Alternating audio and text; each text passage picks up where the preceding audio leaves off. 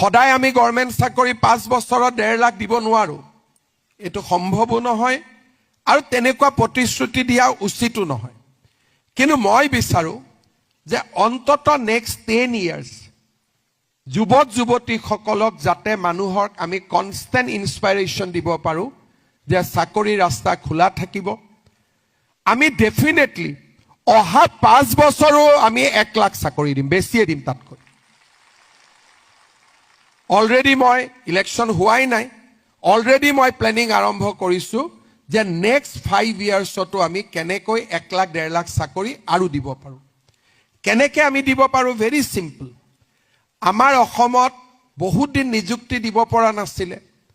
তাৰ কাৰণে আমাৰ মানুহ উই হেভ এ আমি এটা এজিং ডিপাৰ্টমেন্ট আছিলো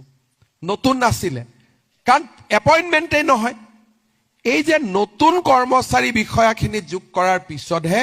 এতিয়া আমাৰ অফিসত ডেকা লৰা দেখা পোৱা গৈছে আগতে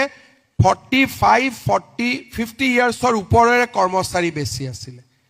এতিয়া আমি এটা প্ল্যান অফ একশন উলাইছো যে কিমান মানুহ ৰিটায়াৰমেন্ট হ'ব কিমান আমাক নতুন পোষ্ট লাগিব যেনেকৈ আমি পিপি এপিপি আজি নতুন পোষ্ট ক্ৰিয়েট কৰি দিলো যেনেকৈ কমান্ডো ব্যাটালিয়ন আমি নতুনকৈ ক্ৰিয়েট কৰি দিলো ফৰেষ্ট ব্যাটালিয়ন কেনেকৈ ক্ৰিয়েট কৰি দিলো